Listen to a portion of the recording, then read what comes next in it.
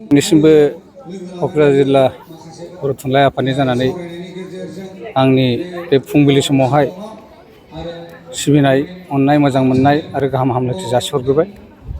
दिनै 18 मे बर' बिजोंखौ फरायसालियाव मिडियाम हिसाबै थिसननायनि गिबिसिन सान। 1963 मायथाइनि नैबे 18 मेआवनो जोंनि बर' बिजोंखौ बर' रावखौ आसामनि गुदि फरायसालियाव सोरखारा थिसननानै होदों। साहित्य सभानि जोंनि बर' साहित्य सभानि दाबि दावाखौ मानिनानै। दा बे साना जोबोद ओंथि गोनां बर' माहारिनि थाखाय। बे मोनसे दिंग्राय बिन्दो होननानै जों साननानै लानो हायो। बर' बिजों जायामोनब्ला बर' हारिया जे दा जोङो एफा गोजौआव दावखोगौमोन जों बेखौ साननानै लानो हाया। दा बर' बिजोंजों फरायनायनि उनावहायसो जोंनि जे बर'नि लाइमोनफोर गासै शिक्षा दिक्षायाव दावगानो हादों।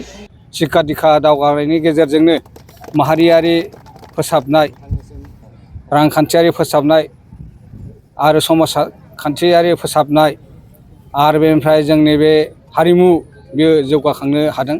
बर' राव नङामोनब्ला जों बेफोरखौ गासिबो मालाय हारिजों गादबनानै नासयजानानै जों थानांसिगौमोन। बर' मिडियाम नङामोनब्ला गुबुन मिडियाम फरायनांगौमोनब्ला जोंनि फरायसाफ्रा हयथ' फरायसालियावनो थाङाबो जानो हागौमोन। दा बेयो जोबोद ओंथि गोनां। बेयो मोनसे जोंनि दिंग्रा बिन्दो आरो बे जोंनि मोनसे फुंखा बर'खौ जौगाहोनो हानायनि फारफ्रोमबो बिथिङाव दावगाहोनो हानायनि मोनसे फुंखा। दा दिनै बे सानखौ जोङो गाजा गोमजायैनो नैबे सालाखाथि गुदि बर' थुनलाइ आफादजों जिल्ला आफादा लोगो नांनानै सालाखाथि हाइ स्कुल आरो एम इ स्कुल बे फरायसालियाव जोङो खुंफुंनो लादों। आरो बेवहाय जोङो गिबियावनो जोंनि बर' थुनलाइनि गोथार फिरफिलाखौ जोङो बिरहोबाय। आरो बेनि उनावहाय जोङो दा बिफां गायनाय हाबाफारि लादों। दा बे बिफां गायनाय हाबाफारियाव जोङो गायजेनगिरि आलासि महरै जोंनि बे सालाखाथि गोजौ फरायसालिनिनो गाहाय फोरोंगिरि रसमिका नार्जारि बिथांखौ जोङो खावलायनानै लाबोदों। आरो बिनि उनावहाय जोंहा मोनसे सावरायमेल जागोन। बे सावरायमेलाव जोङो आलासि महरै जोङो जोंनि बि टि सि नि इ एम देरहासार बसुमतारी बिथांखौ जों गाहाय आलासि महरै लाबोगोन। हांख्रायखाबाय बिथाङा फैगोन। आरो बेजों लोगोसेनो बुंथिगिरि आलासि महरै रुफास्रि हाज'वारि बड'लेण्ड इउनिभारसिटिनि सासे एसिसटेन्ट प्रफेसार बिथाङाबो फैखाबाय। दा जोङो सावरायमेलाव जोङोहाय बेवहाय फरायसाफोर, गारजेनफोर आरो फोरोंगिरिफोर, रायजो राजा बिथांमोनखौ जोङो हांख्रायदों। बिथांमोननि बाहागो लानायजों मोनसे ओंथि गोनां बे मेला जानानै थांगोन आं बेखौ मिजिंथिदों। दा जोंनि बर' बिजोंखौ जोङो फरायसालियाव फरायनो मोननानै जों जे गोबां बिथिङाव दावगाबाय बा जोंनि फरायसाफ्रा गोबां रोंगौथि मोनबाय। खायफा डक्टर, इन्जिनियार माने स्कलार जाहैबाय, PhD जाहैबाय। दा अब्लाबो जोंहा बे जे बर' बिजोंखौ जों फोथांनानै लाखिनाय बेवहाय जोंहा गोबां मावनांगौ हाबा थाबावबाय, गोबां जेंना थाबाय। जेरैहाय जोंहा सरखारनिफ्राय जोङो दासिमबो जोंनि बर' मिडियामनि फरायसालिफ्राव फोरोंगिरि थिसननाय, बिजाब थिसननाय बियो समाय मथे जाया। गोबां माने फरायसालिफ्राव एम इ निफ्राय लानानै कलेजसिमावहाय बे बर' बिजोंनि जे फोरोंगिरि बेखौ थिसननाया गोबां आद्रा जानानै थाबाय।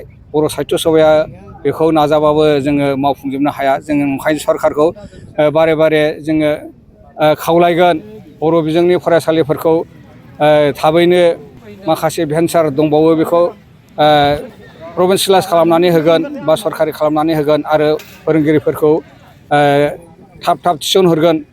आरो समाय मथे फरायसालिनि फरा बिजाबखौ जाहाथे जगायनानै होयो बेखौ जोङो खावलायगोन बर' साहित्य सभाया।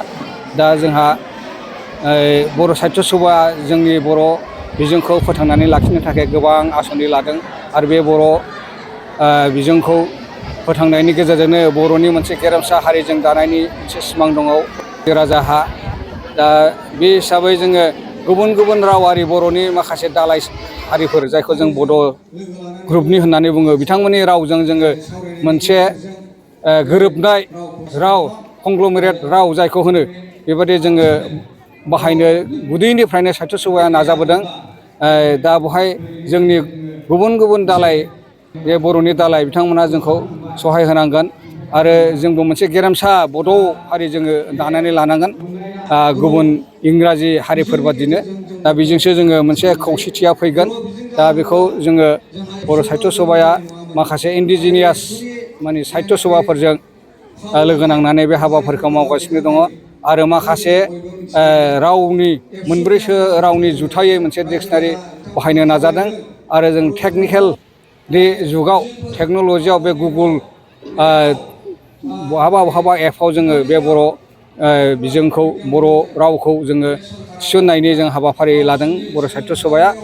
दा ओंखायनो आं खावलायदों जोंनि सरकारखौबो जाहाथे जोंनि बे हाबाफारियाव मदद होयो आरो जोंनि जे बर' हारिनि गारजेनफोर बिथांमोनहा दासिमबो बर' जे रावा गावनि आंगोथार राव बेखौ जोङो बजबनानै लायैखौ जों नुनो मोनदों। मानो होननानै बुङोब्ला दासिमबो गुबुन रावावसो गावनि फिसा फिसौखौ फोरोंनायखौ जों नुगासिनो दङ। दा बर' हारिया जे एफा गोजौ दावखोबाय आरो बर' रावा जे मोनसे आसामनि लोगो रावारि जाहैलायबाय आरो भारत संबिजिराव मोनसे गनायथि मोननाय राव जाबाय ओइथ सिडिउलाव बा 8थि हाबाफारियाव संबिजितनि बेवहाय सोजालायबाय। अब्लाबो जे जोंनि खायफाया बे बर' बिजोंखौ नासयनानै गुबुन बिजोङाव फोरोङो बेखौ जोङो दुखु मोनो आरो खावलायो। बर'जोंबो जोङो गावनि मिडियामजोंबो जोङो गिदिर गोलाव जानो हायो, गावनि हारिखौ सिबिनो हायो, साख्रि बाख्रिबो मोननो हायो। गोबां साख्रिनि जे इन्टारभिउ बेफोरावबो बर' बिजोंजोंनो लिरनो हानाय जाबाय 8थि हाबाफारियाव थिसनजानायनि उनावहाय। दा ओंखायनो जाहाथे जोंनि रायजो राजायाबो बर' बिजोंखौ नासया, गाव गावनि गथ' गथायखौ बर' बिजोंजोंनो फोरोङो आरो बर'खौ मोनसे फोथांनानै लाखिनायनि बे राव हिसाबै जोङो बयबो मावलायो। दा जों नुबाय बर' बिजों जानानैनो जोंहा रांखान्थिनि हालोदाबो जौगादों आरो ओमफ्राय समाजखान्थि जोङो फोसाबनो हादों आरो ओमफ्राय हारिमुवाबो जों जौगादों आरो जोंहा बर' बिजों जानाय लोगो लोगो मोनसे आफाद जोंहा उजिदों, बेनो जाहैबाय बर' फरायसा आफाद एबसु जायखौ जों होनो।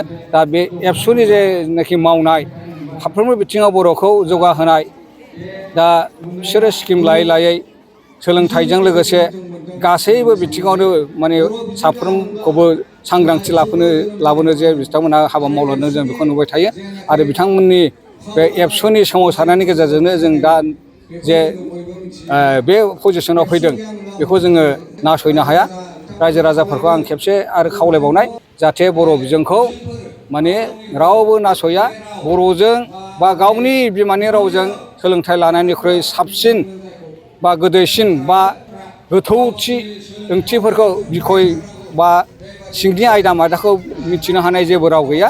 सरकाराबो दा बेखौ मोनदांनो हाबाय। सरकारनि जे गोदान पलिसि निउ इडुकेसन पलिसि 2020नि बेवहायबो बे भार्नाकुलार मिडियाम बर'नि बादैबो गुबुन गुबुन जे दालाइसाफोरनि हारिनि रावफोरखौ माने फरायसालियाव फरायथारनांगौ माने 9 थाखोसिम बेखौ बिथांमोना मोनदांथि हानानै मोनसे पलिसि बानायदों। दा जोंहासो मानो नासयनो, रायजो राजा बयखौबो आङो आखाइ खबजबै खुलुमो।